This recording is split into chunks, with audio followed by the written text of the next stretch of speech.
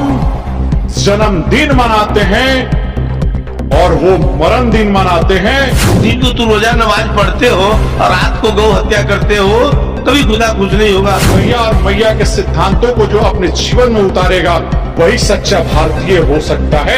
बकरी मुर्गी किन फुरमाया, किसके कहे तुम छुरी चलाया। जिस प्रकार से हम हमारे घर में माता को रखते हैं, उसी प्रकार से हमारे घर में जो है गौ माता को हमको रखना चाहिए। गौ रक्षा पूरे भारत में होना चाहिए। गौ माता को जो है वो राज्य माता का दर्जा प्रदान करे और केंद्र सरकार भी हमारी जो गौ माता है उसको राष्ट्र माता का दर्जा प्रदान करे।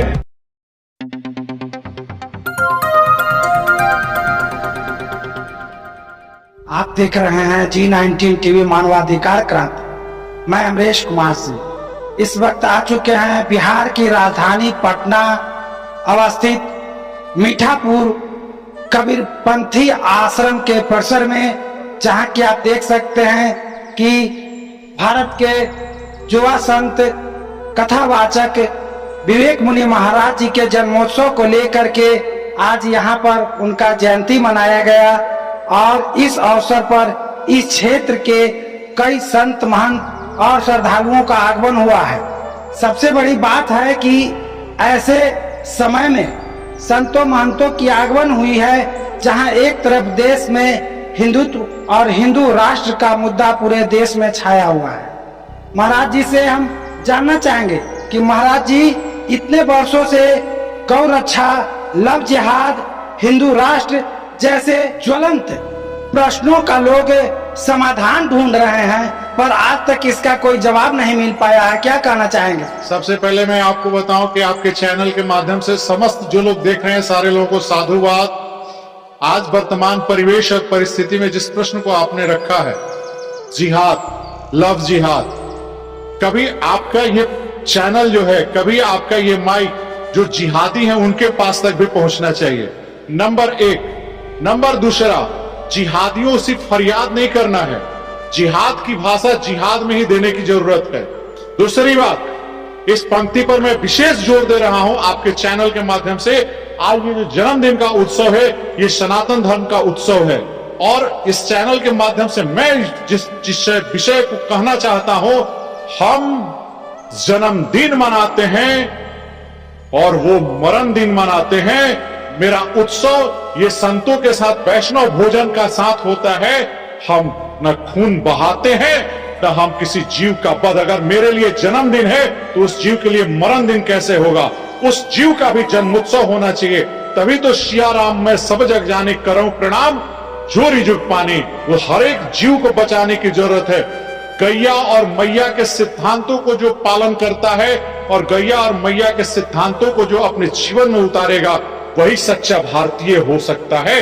और गैया और मैया से जो दूरी बनाएगा ना, वो कभी भारत का सच्चा सपूत नहीं हो सकता। जैसा कि सुरेश चंद्र शास्त्री जी महाराज जी से मैं जानना चाहता हूँ कि परसों से यह सवाल उठता है पर आज तक इसका समाधान नहीं हो सका। क्या करना चाहिए?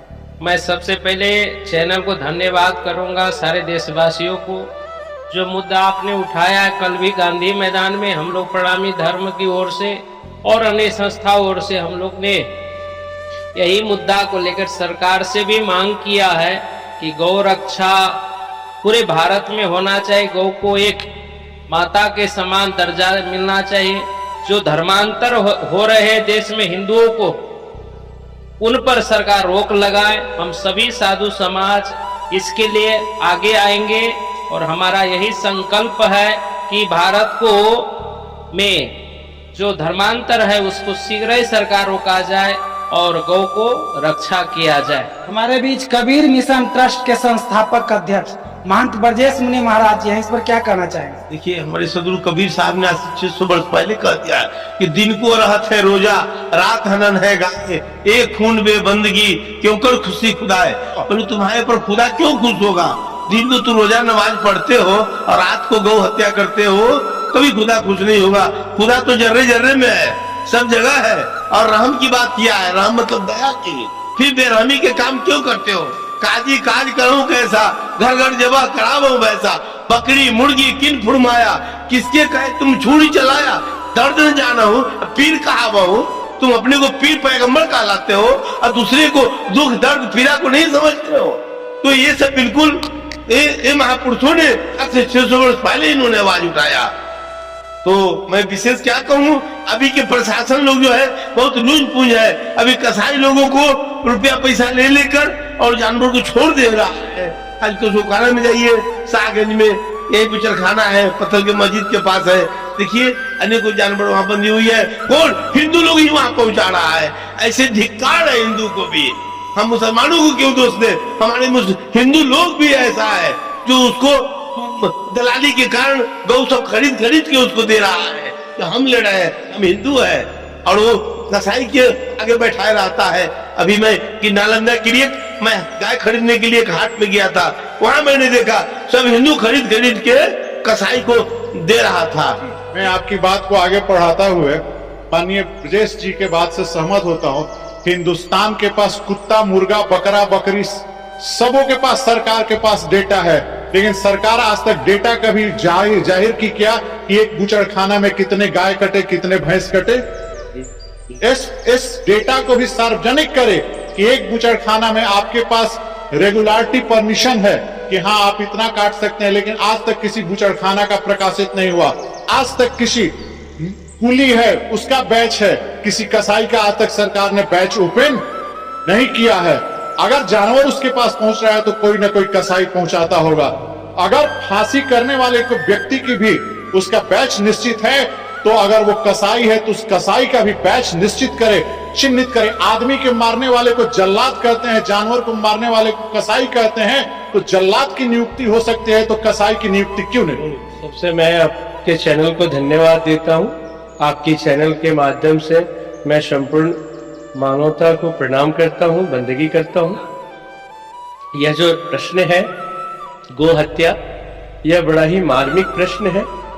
आज इसमें गो को हम लोगों ने माँ कहा। माँ जिस तरह से आज बच्चे को दूध से पालन कर सर्जित कर एक ऐसी अवस्था तक ला देती है जहां से वह जीवन में अपने अन्न पान कर अपने जीवन को आगे बढ़ा सकता है, वह काम गो माता भी करती है। और गो माता के दूध में स्वर्ण भस्म होता है। इसीलिए दूध तो भैंस भी देती है, दूध तो ऊंट भी देते हैं और भी जानवरों के हैं, लेकिन गो के दूध में स्वर्ण भस्म होता है और वह जो है हमारी जीवनी शक्ति से लेके हमें प्राण शक्ति देने का काम करता है। इसीलिए गौ को हम माता कहते हैं। तो गौ की हत्या एक जघन्य अपराध मानी गई है, लेकिन आज के परिवेश में जो अभी की तमाम सरकार है यह गौ हत्या का बढ़ावा दी है। इसके माध्यम से गौ हत्या सबसे ज्यादा हिंदुस्तान अभी एक्सपोर्टर है। यह बड़े ही दुख की बात है। और गौ हत्या के जो मूल एक्सपोर्टर हैं वह भी मतलब किसी बड़े ब्राह्मण जाति से आते हैं। यह भी एक बहुत बड़े दुख की बात है कि वह हमारे हिंदू जाति के हैं। और मैं उनसे अनुरोध करूंगा, इस सरकार से अनुरोध करूंगा कि आप इस पर तुरंत कार्रवाई करें ताकि इस पर हम सभी आपका सहयोग कर सकें। बहुत बहुत धन्यवाद जानकारी देने के लिए। युवा संत विवेक मुनि महाराज जी हैं। आपने पिछले महीनों हिंदू सनातन जागृति सम्मेलन भी चलाया था, क्या कहना चाहिए? यह जो भारतवर्ष है और भारतवर्ष की जो गौमाता है यह जगत जननी मातृशक्ति है। जिस गौमाता के अंदर हम 33,000 कोटि देवी देवता देखते हैं उसी का आज तिरस्कार हो रहा है। हर जगह वो गौमाता आज प्लास्टिक खा रही है। ये हर एक हिंदू के लिए आज सोचने की बात है। जिस प्रकार से हम हमारे घर में माता को रखते हैं उसी प्रकार से हमारे घर में जो है गौमाता को हमको रखना चाहिए, उसका पालन करना चाहिए, उसका पोषण करना चाहिए। और हम केंद्र सरकार से भी निवेदन करना चाहते हैं कि जिस प्रकार से अन्य राज्यों ने गौमाता को राज्य माता का दर्जा प्रदान किया उस प्रकार से बिहार सरकार को भी हम निवेदन करना चाहते हैं कि आप भी गौमाता को जो है वो राज्य माता का दर्जा प्रदान करे और केंद्र सरकार भी हमारी जो गौमाता है उसको राष्ट्र माता का दर्जा प्रदान करे कि जिस कारण हमारी गौमाता का जो है संरक्षण हो सके। जैसा कि आपने देखा और सुना भी कि इस कबीरपंथी मठ में संत महात्माओं ने राष्ट्र सेवा, गौ सेवा और लव जिहाद जैसे जो सनातन को तोड़ने का काम करता है, हिंदू धर्म को कमजोर करने का काम करता है, इस पर प्रहार किया है।